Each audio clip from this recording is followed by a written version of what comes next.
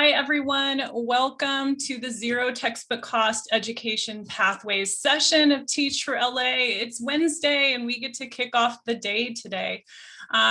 Myself and my colleagues are here to present to you about how you can get started and enhance your OER and ZTC pathways. So my name is Megan Kaplinsky. I get to teach education and reading classes at Long Beach City College, and my colleague Melanie is here too. Good morning, everyone. My name is Melanie Levy. I'm a professor at Long Beach City College, and yes, I work with Megan in the reading and teacher prep department. And Shannon is here as our guest and expert. Hello, I'm Shannon Turmon, and I teach education classes and guidance studies classes at West Hills College, Lemoore. So we're so excited to be meeting with you today to talk about our journeys. But before we get started, let's introduce ourselves in the chat. So your name, your institution and role can get popped in there, and you can share with us from 1 to 5, how familiar are you with OER and ZTC? So a newbie would put 1 and a pro would put a 5.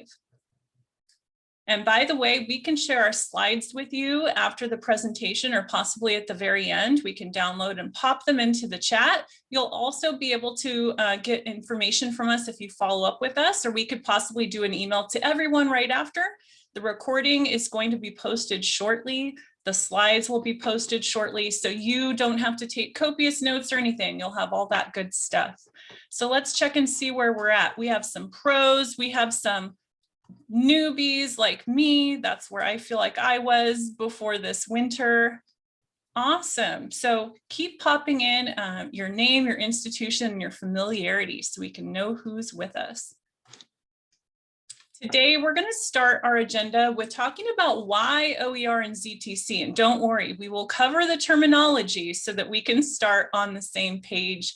We'll talk about getting started with a course. Melanie and I got started, Melanie first with a smaller 1-unit class, and then we dove in winter to create our Education 20 CID class to have the full OER access for students. We'll talk about some of the barriers that we have and have some discussion. Then we'll jump into Shannon's program and we'll look at OER and ZTC across the whole pathway. And we have something super special. Shannon's even taken this into her education class with students so that students could do OER projects. So wow, we're taking it like all the way to these best practices. So you'll get to kind of pop in and hear whatever level you need, and we can always follow up with you. So let's get started. Melanie's going to get us started with why OER. Yeah, hi. So when we think about these tools, we definitely have questions, especially if we are pretty content with our content. So if we have a textbook that we like to use, this idea of making a switch, especially for teachers who tend to be, get a little set in our ways sometimes, or if something's working, why change it?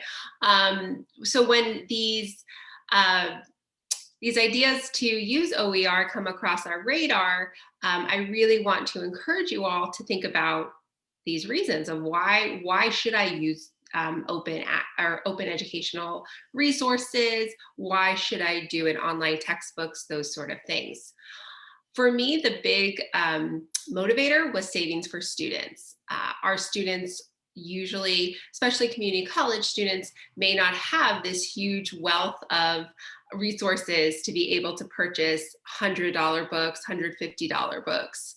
And what usually happens is they don't, because they can't. And they come unprepared to talk about the reading, or they're reading it off a picture they took in class towards the end of the night from someone else. So it gets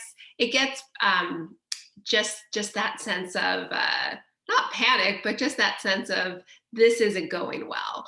And if we think about all the sacrifices, especially economically, that our students make in field work, they're not getting paid for that. Volunteering, they're not getting paid for that.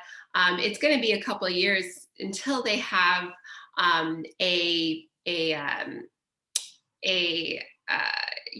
pool of resources where maybe spending $100 on a textbook isn't going to hurt their monthly budget. But we know their first year, let's help them out that way.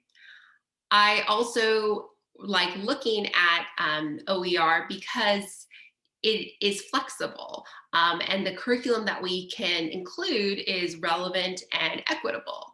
And it sort of addresses that just in time, making it relevant to the conversations and educations that occur. So when the uprisings and protests due to the murder of George Floyd happened, we get a lot of emails across our box about how to, bring more equity and anti-racist materials. But our textbooks and what we're assigning our students may have that surfacey kind of more equality sort of language. So we could update in real time what is going to be relevant for our students and their lives and the changes that happen. Also with COVID, I know my textbooks in discussion of technology never mentioned anything about Zoom or things like this. So addressing COVID and addressing equity, OER works really great for. And that adjustable nature is also great. I know that sometimes when I looked at a textbook, I realized, oh, I don't like chapter 8, I don't like chapter 7, I don't like chapter 6, and let me bring in something else, but they've already paid for those chapters in a way. So the adjustments that you make aren't going to have your students grumble of like, why did I buy a textbook? She doesn't even assign from the textbook, because you're using these open materials.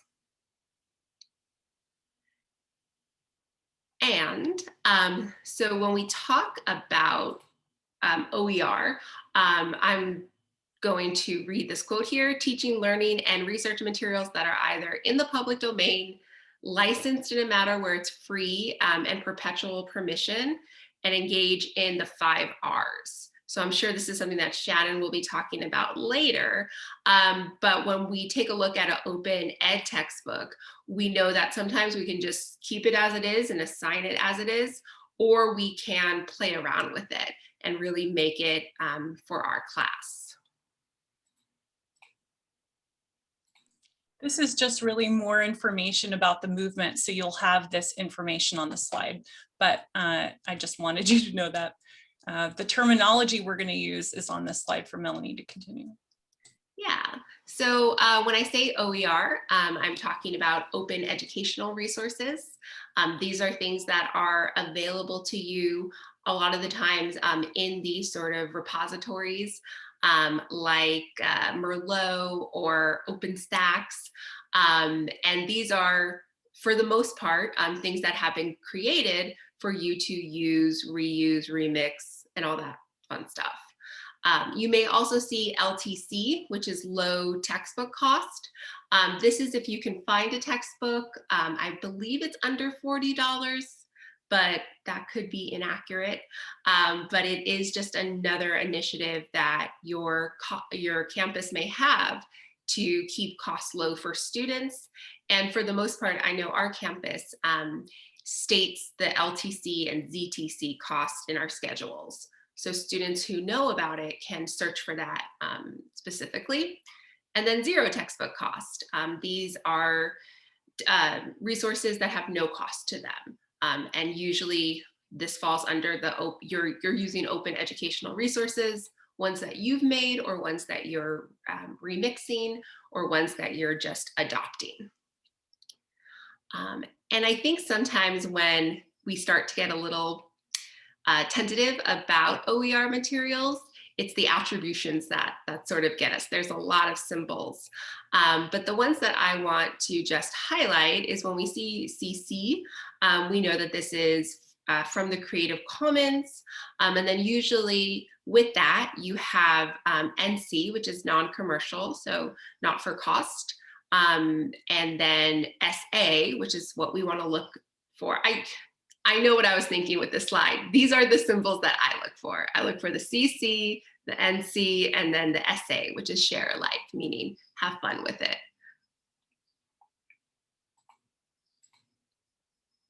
So let's see how Melanie got started with the Long Beach City College 1-unit education class. This class has 10 hours of field work, and we at Long Beach City College didn't want there to be a lot of cost associated with this introductory level class. Definitely, definitely. So you'll see on the left side, the really colorful one, this is where I started, where I grabbed some materials, and I made this in a Google Doc. I just put in some, I put in some colors, and I put in some tables, and I included the links. And some of those links are to specific articles. Now, those articles may not be OER. If you're thinking about, posting something from the New York Times, that's not open. I can't include that in a book and say, go ahead. I can include the link as far as I know, and just trying to make sure that that link is live and that link is available for students to access. So I usually don't do the New York Times because there is a paywall for the most part. But there are other resources on there that include OER materials. And this worked pretty well. I liked it because it was this sort of menu of these topics that I knew I wanted to touch on. But this has changed. Because I wanted to pack it into Canvas, which is our learning management system. So basically, I created modules, and within the modules, I just put the readings for the week. I tried to keep it really simple. I tried to just keep it simple. There was, in Canvas, there's a way to check for your links, making sure they're live. A lot of the OER materials I have PDFs of, because usually if, a high quality OER material has a couple different options for download. So that's really how I presented to students.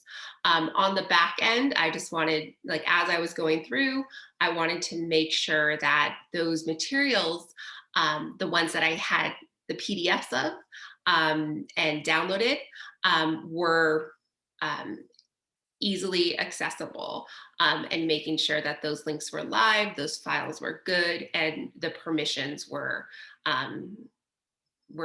accurate and within copyright.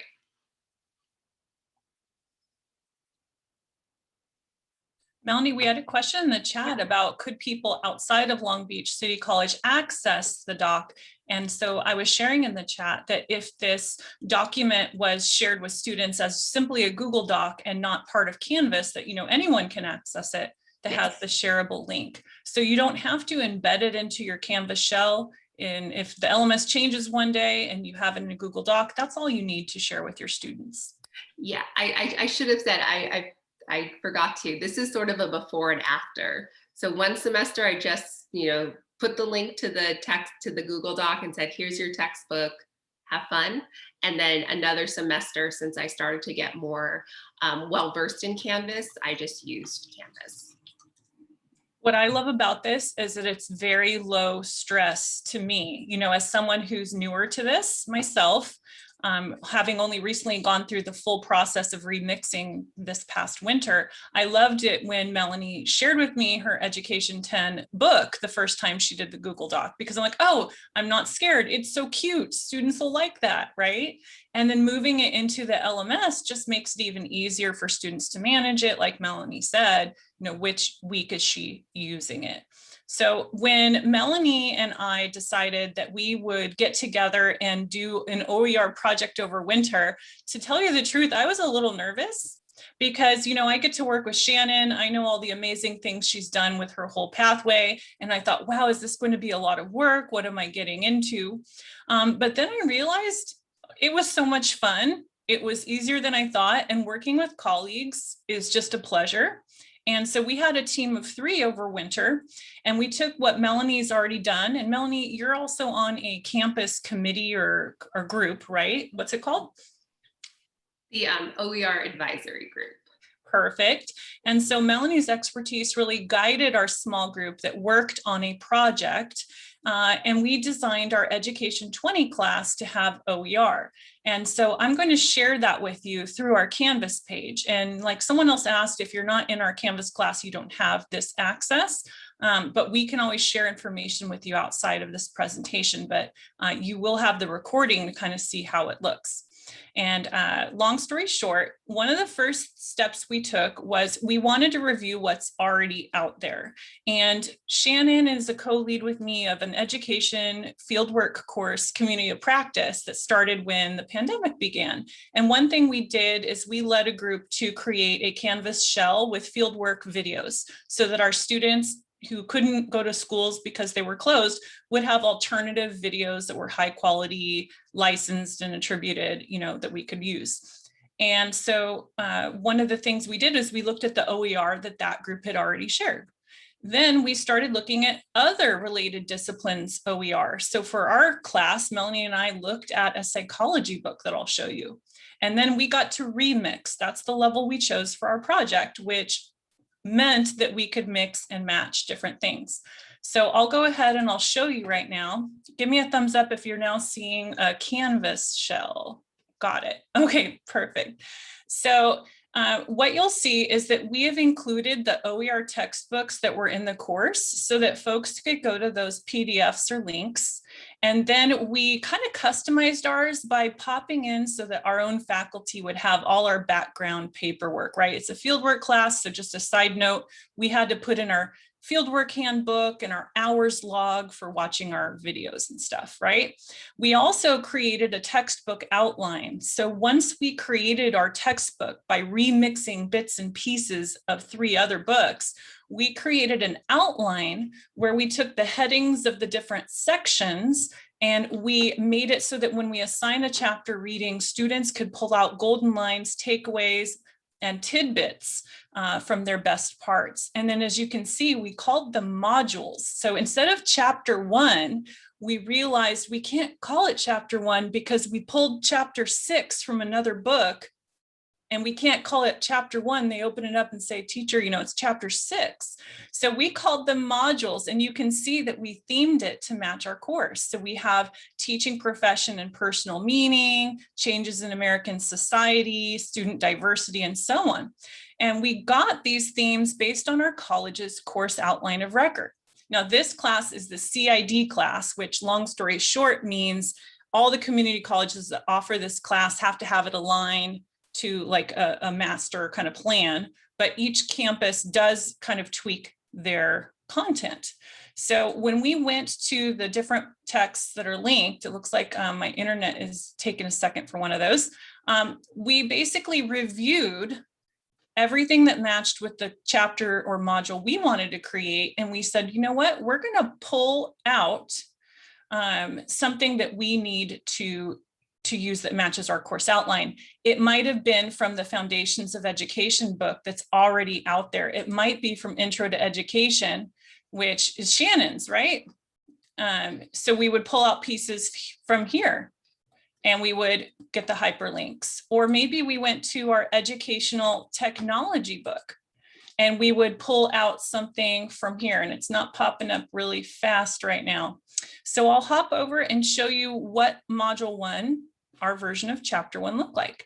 We decided to organize the concept and the big ideas so that students would know, in general, what are they about to read with some objectives from our course outline. Then we got to select which part of the textbook were we assigning that was part of an outline we created. And anything else that we wanted them to watch, whether it's Chimamanda's TED Talk or a specialty article, we linked those as suggested supplements because we didn't want to assign students to read, for 10 hours. We wanted to identify the core and then supplements that were either going to be used in our class that week on Zoom or in person, or, that they could go and extend their learning with. So we have the best time using the existing OER, not just in education, but also educational psychology, and, kind of tailoring it to meet the needs of our course outline. So at this point, you've kind of started to hear about what we did from the very beginning of Google Docs to putting it into Canvas to designing a whole textbook that remixed. What questions can we answer before we move on? And yes, I did see in the chat, one comment to me was that some of the important documents are red because of ADA, but we did check it and they're just still red. So thank you for pointing that out. What can we clarify?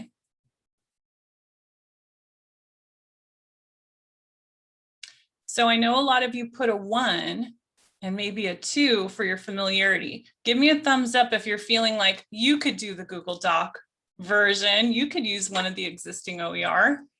Yeah? All right. And moving on to remixing is super fun. So we hope that you will take that on as a possibility. Melanie's going to now talk about barriers because there are things that can get in the way of getting started. Thank you.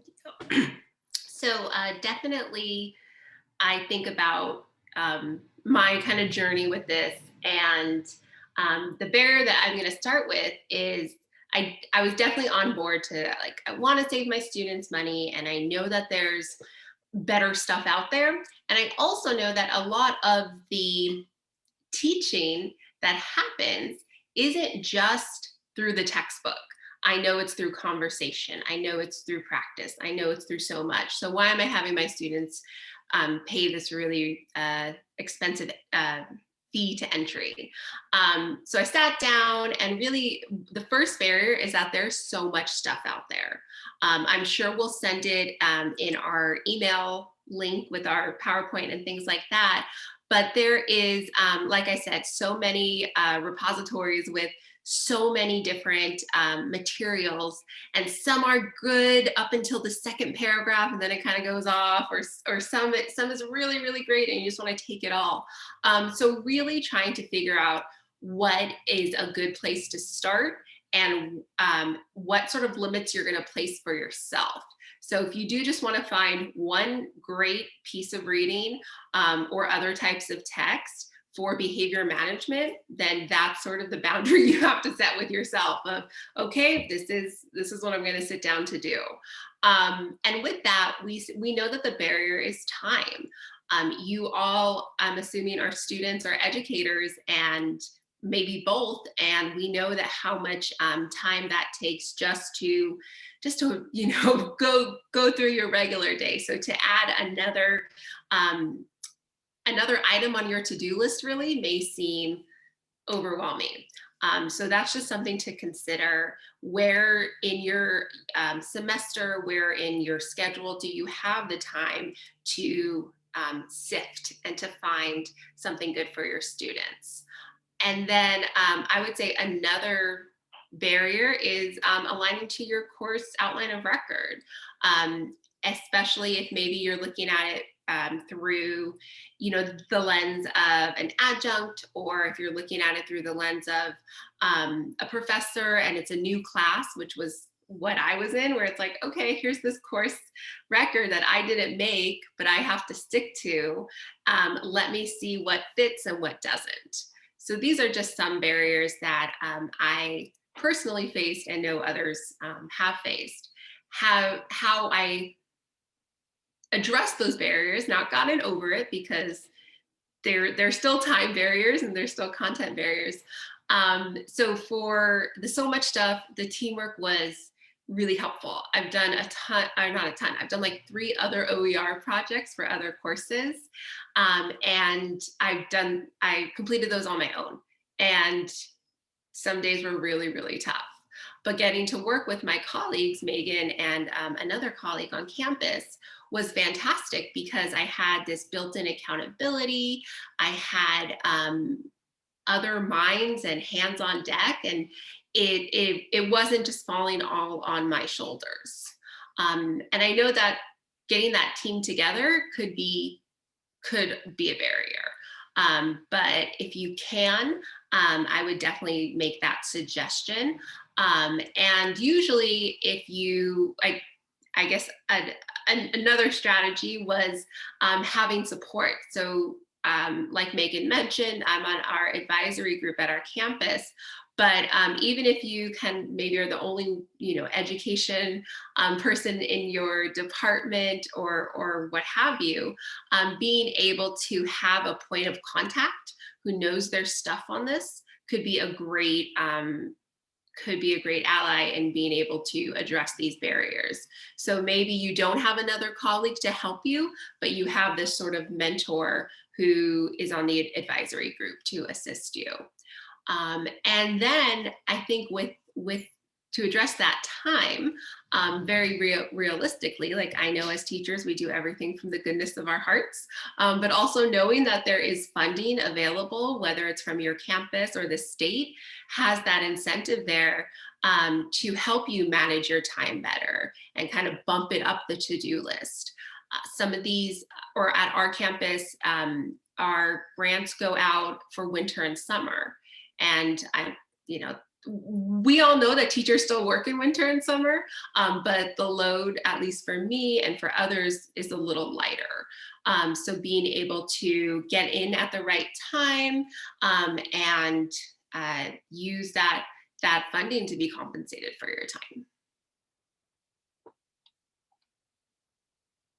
Thank you, Melanie. We're going to transition now to looking at something that's like the next level. So Shannon gets to share program level OER and ZTC pathways.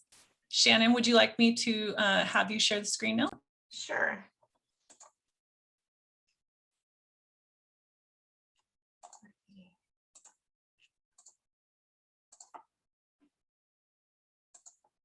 Okay, so wonderful work. This is exciting. So taking that idea and that concept of creating an OER course, our campus focused in on creating pathways for students within our programs. So our elementary teacher education program came up on the list of an opportunity through a grant to become a ZTC pathway. So this took a little bit of time to get there because there's so many general ed courses included in this pathway. But through the work of our faculty, we've been able to create all 60 units for students as a ZTC degree on our campus. So when we first began, this was just certain courses that were marked and that we would put our students in, we placed them. So that they would be receiving that pathway. And within the last couple of years now, all of these courses are completely ZTC. So a couple of our English faculty do have a novel that students purchase for like $12, but not all of our English faculty. So the students that are in this pathway for our ed program have to we ensure that they are in a course that has the ZTC. So that's basically what our pathway looks like. And our website shows all of our ZTC pathways and you can access them. Again, this is our education one, but within that, we also have psychology and sociology completed now. But it's been an interesting road to get there, but by working with our faculty, we've been able to get our students through that process. So going into the next stages after developing the course and having all of these opportunities for students to understand what OER is within the classroom and the resources and the content that's built up based on that allows for students to now own that and be able to develop and remix and reuse as well. There's no reason for it just to be an OER course when we can give students the same power that we have within this process. And by allowing that to happen, we really shift the dynamic of the teaching and learning because they're now creating and developing, which gives them that strong ownership feeling. And we know the difference, right? When we start to teach and design on our own, how much we learn from that process. So the students are really gaining a whole new level of understanding. There's a wide variety of ways that you can include that in your course. And so for my students currently, I use this mostly in my critical thinking and ed course, where students are creating a wide variety of opportunities.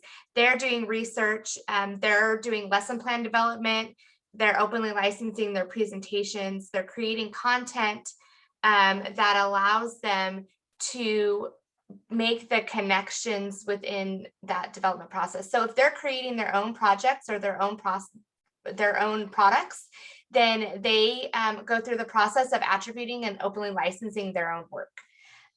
So that is a really quick and easy lesson. I teach that in the first couple weeks of the semester. It's about a 15-minute lesson. And then they know for the rest of the semester when they're doing research what to look for and then how to attribute their own work.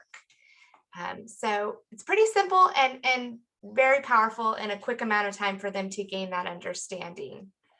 So in the process of thinking what that looks like, this semester being that we're virtual, my students have a project that they create during the semester where we start to focus in on the problem solving skills and critical thinking. And so they have to do an individual project where they have to go in and do research on issues in education currently, and then they have to come up with a solution. Well, then they get into groups and they have to create a project where they create a product to solve one of those solutions. And I had a group that really was focused in on the prison pipeline in schools and an education component. So they worked together to create a presentation that they shared in class last week, where they created a web page. So they openly licensed their web page and they developed and included all the attributions for their information and their topics that they're covering.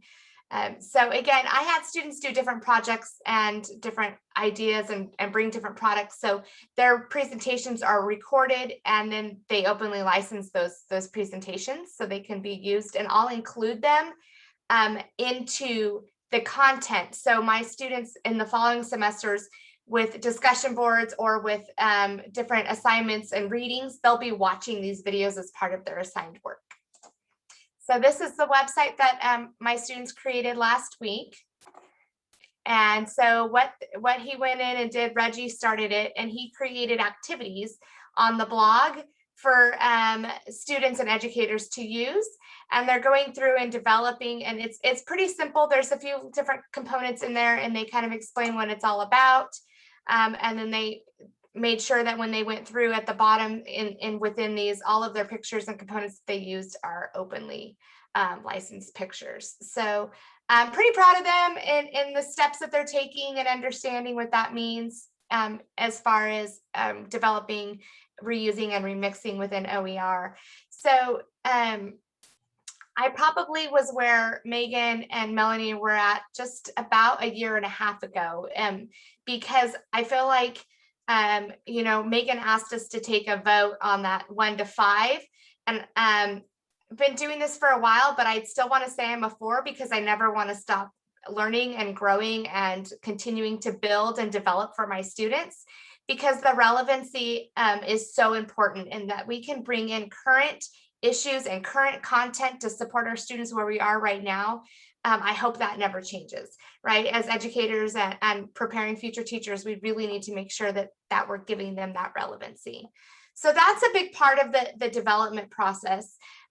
So my course looks very similar to Megan and Melanie's within the readings and the pieces that they're working on, but I incorporate them in a wide variety of ways where I'm constantly having students creating and developing throughout the semester. So even within discussion boards, they're not just reading content, they're also creating and developing at the same time when they're submitting every week. Some of them get annoyed with me after a while.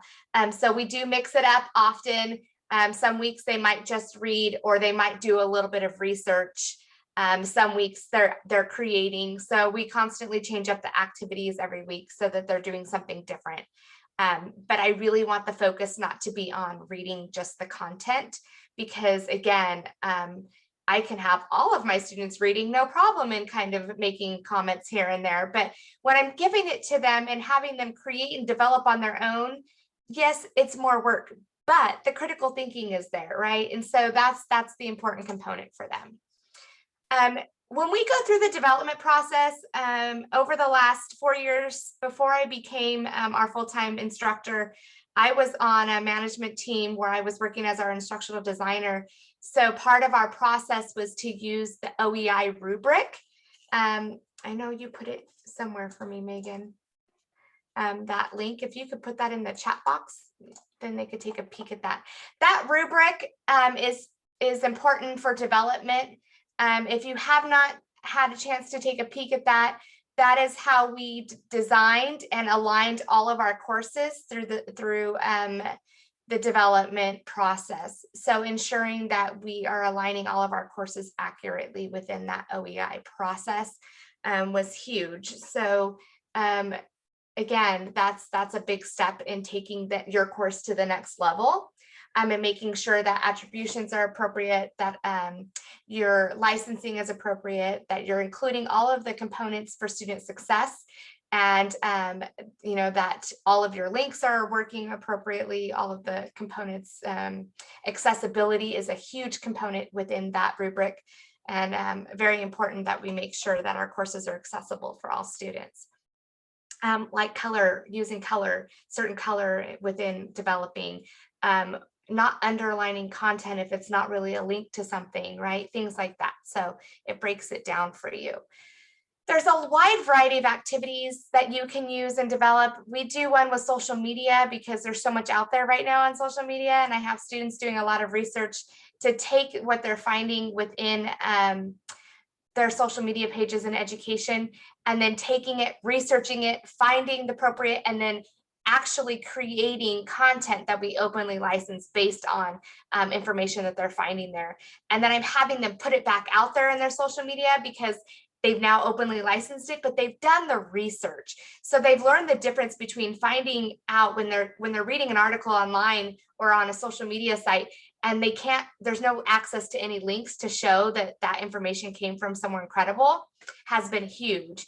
So being able to go through those processes and making sure they understand the difference and knowing what peer review really looks like and credibility is so important. So going through those processes have been huge. I just covered a wide variety of information. So I'm going to break it down and kind of go through some of the steps that we took, and kind of highlighting points from both Melanie and Megan's process, as well as some phases that we created. This is what we created for our faculty when we started the process on our campus, to give them some steps to begin the process. So again, where should you start? Looking at your course objectives and outcomes, right? Understanding what it is that students need to master within the semester, and making sure all of the major concepts that you want to include are there. So Melanie's Google Doc, one page, color coded with those concepts were listed there, right? That went right back to the outcomes for the semester. And then focusing in on those core competencies, and then making sure all the transfer requirements are included, right? Phase 2, this is the fun part, and the overwhelming part is selecting your material. You can end up in rabbit holes for hours looking at content. We are super blessed on our campus. We have an OER librarian, so we send her what we need and she helps us do the digging. So check to see who's available on your campus. Use your librarian. They have a lot of connections to resources, so you don't have to do this alone, even if it's a project that you're working on your own. Use the resources available at your campus. So getting through that process and finding that material is exciting, but overwhelming sometimes, so be prepared for that. Develop conceptual frameworks and understanding the foundation of knowledge. So thinking about core terms, concepts. We did that at the beginning of this presentation where we just kind of gave you some terminology. Okay, create a terminology library for your students so that might not be necessarily linked to every week, but that might be components that you include in like your header or your weekly like module or intro to modules, where you include that language there for them. It could be one page. It doesn't have to be part of a text. My textbook that I originally used is a PDF because there wasn't much out there. So we had to take a lot of different pieces and remix and create something. And that's why it's a PDF right now. I'm using that Foundations in Education, but I'm constantly finding new content and bringing it in. And then I just add it to my list and it goes out to my students. So yes, librarians are a great contact for sure. So I'm seeing that in the chat, and then I saw a few hearts pop up. So I'm hoping we have a few librarians here. We do need our librarians so much. They're wonderful resources. And then thinking about supplemental perspectives, arguments, and different approaches that you can take. What visuals do you need? What audio do you need? Looking to find resources to support students in their learning processes. You can use YouTube videos that are public domain. You just have to attribute them in the course. And instead of embedding them, you link them out. So the student will go out and watch that.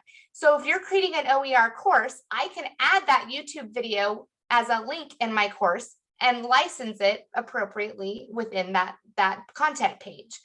That doesn't mean that in my personal class every semester that I can still embed it because it's not leaving my classroom. That is acceptable during the semester.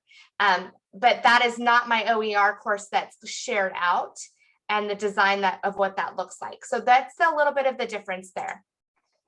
In phase 3, this is where we get to start to think about who our students are and how we want to create those experiences for them in a wide variety of ways. Do we want them to be excited about their learning? What topics can we include? What current concepts are we approaching? What's happening right now in the world that is meaningful and supports learning that we can engage our students in?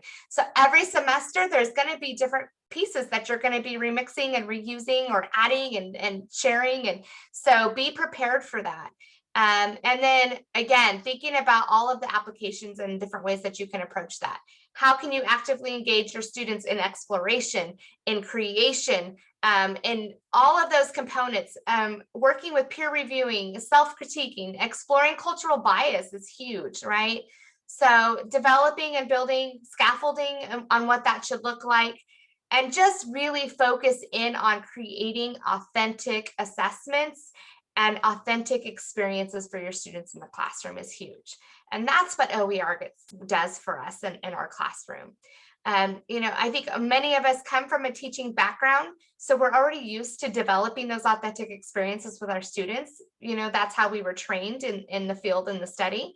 But at the college level, it is a little different. So supporting faculty in those steps is huge. That's a new experience for many. So being able to say, you don't have to read page 50 every semester in your textbook. It's okay.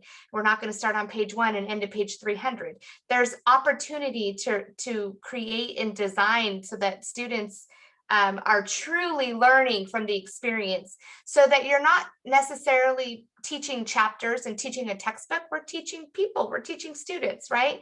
So making that experience unique for them will really change the lens for their learning. So constantly providing opportunity. If you look at that OEI rubric, you're going to see in that piece that there's also time for self-assessment. So creating opportunities throughout the semester for students to assess themselves and their learning, and then giving them the opportunity at the end of the semester to assess the semester as a whole in your course.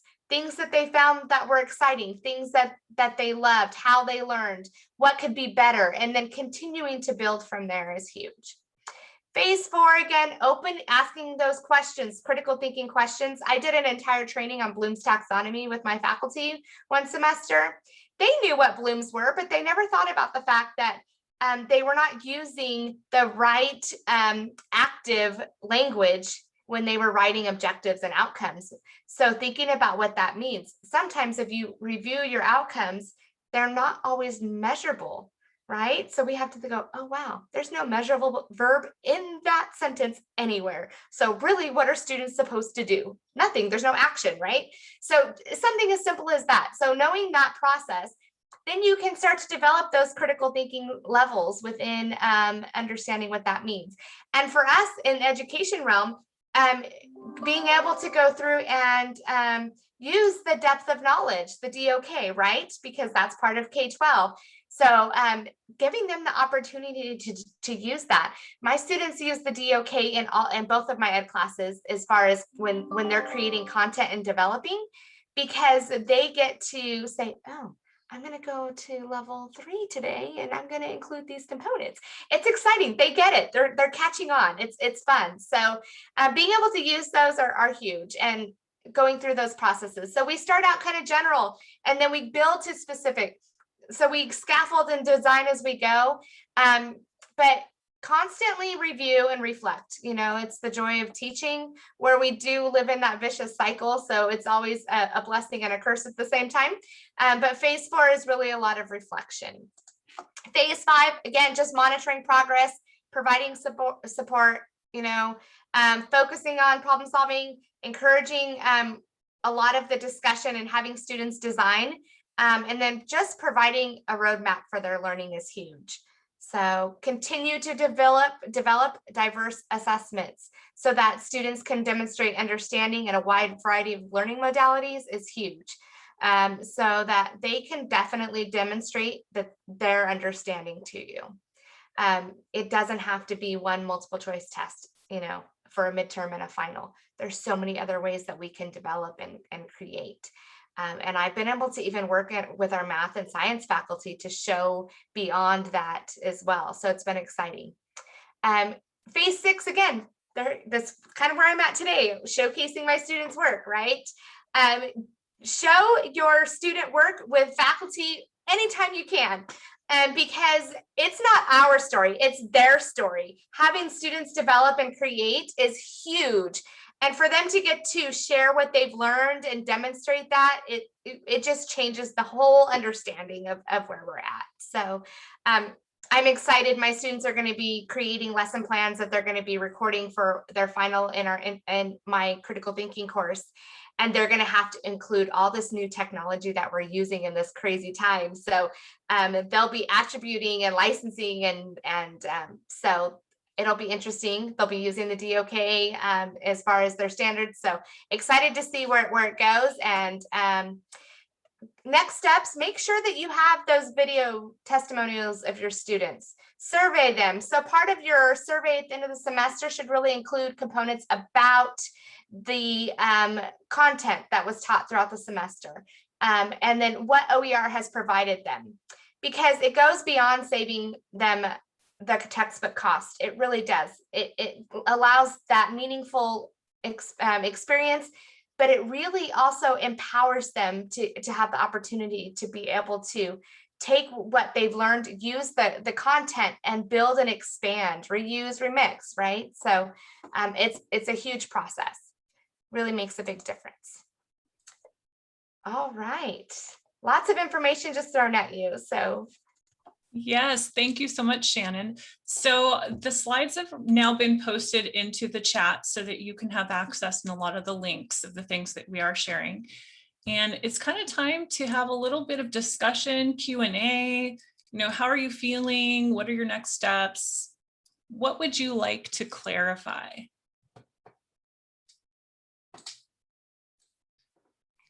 I just want to add that if you're like me, I want to be a student in Shannon's class and do those assignments. That is so awesome. And it's open, so Shannon is a resource for all of us. And darn, wow, that's some fun assignments.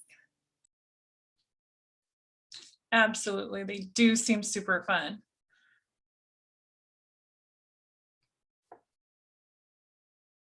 So go ahead. I just want to share, sorry. Thanks, Aaliyah. I just want to share that all this is really good, especially during this time of the pandemic and all. This has really changed education a lot. And, like Google Docs, how you can share, like right now I'm a student aide for a middle school, and, it helps me with the teachers to help even do small groups, the kids that need extra help. And all this. So I think like all these resources that you guys have said is like really amazing. And, honestly, I think as future educators, we're going to need to know this stuff because, for all we know, it looks like, for example, Long Beach Unified might continue remote learning and in person. So it's, as future teachers, it's all great resources. Thank you. Thanks for sharing, Aaliyah. In the chat, we have a question. Let's see, a little confused on the main difference between OER and ZTC.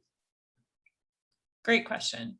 Shannon? So OER are just the resources that you're finding. So openly licensed resources that have been peer reviewed. So like the Foundations in Education online textbook that was available, that's OER. ZTC means that if we're using OER in our courses and there's no textbook besides the OER content that we're including, then it's a zero textbook cost course, okay?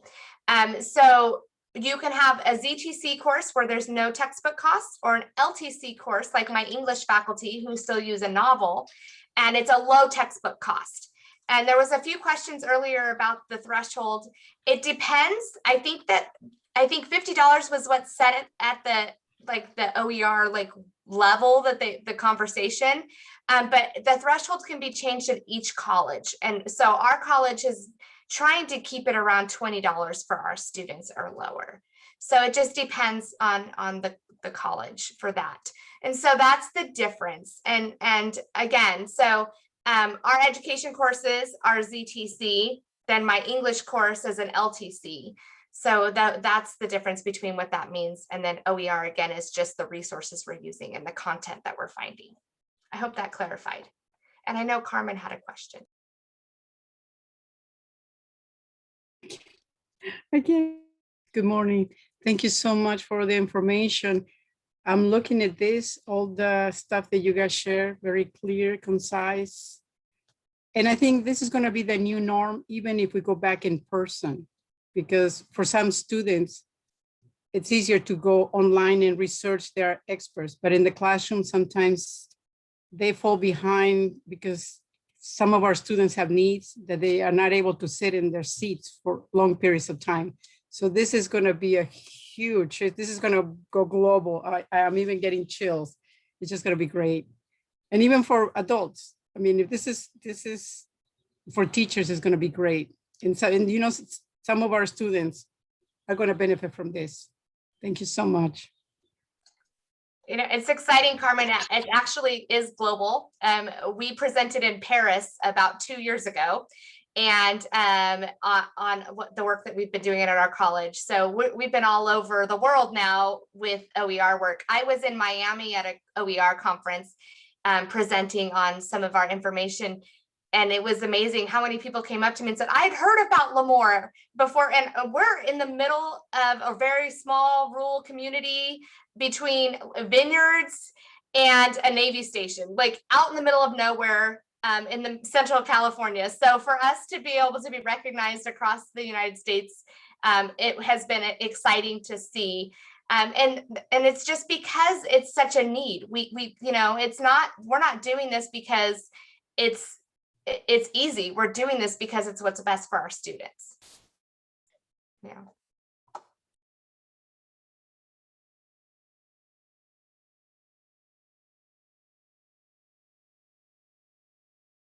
Does anyone have any other questions? Maybe thinking about how to get started. I know we covered a wide variety.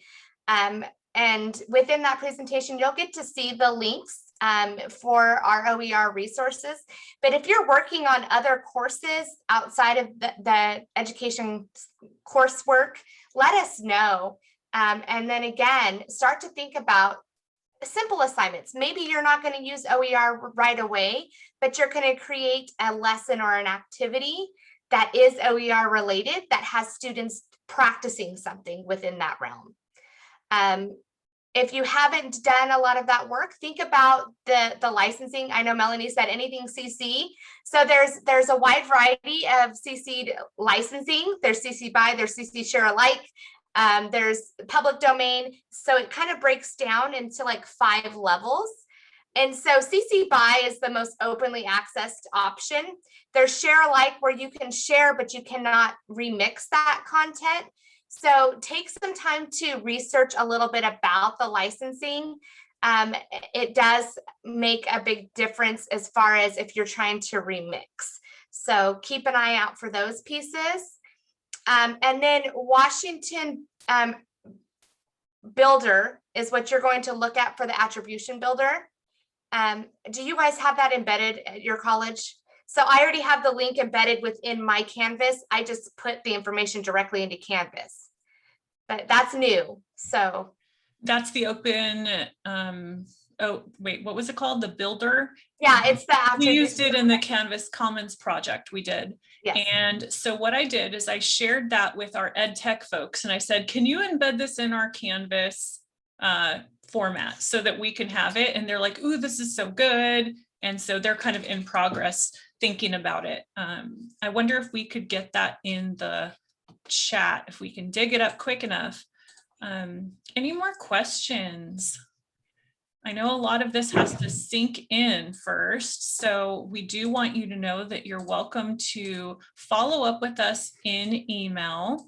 So I should be sharing my screen. Give me a thumbs up if you see our thank you slide with our emails on it. We can also put it in the chat. So Melanie and I teach at Long Beach City College, Shannon's at West Hills College Lemoore, and we would love to follow up with anyone with anything that you do end up having questions on as it sinks in. And for anyone who happens to be a student, I know some of you are looking to document that you've attended workshops for your Teach for LA, education fieldwork class. So I'm the point person, Megan Kaplinsky, that you can email at mkaplinsky, Kaplansky at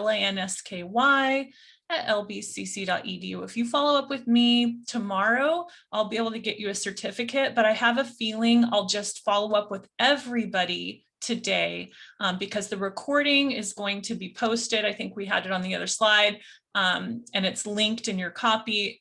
The recording is going to be uploaded to the teacherprepprogram.org website. So maybe wait for me to share information. And if you don't hear from me today, write me tomorrow and I'm happy to make a certificate for anyone who needs it. I just added in the chat box the link to the attribution builder as well as the CCC OER page on how you attribute and what those mean. So you can take a peek at those. Perfect. Well, thank you so much, everyone, for coming today. Like I said, you'll have the slides and access to the recording posted online. I will try to follow up today with everybody, and you can get in touch with me if you need the certificate. So thank you. Good luck on your journey, whether you're getting started or enhancing your program. We wish you the best of luck.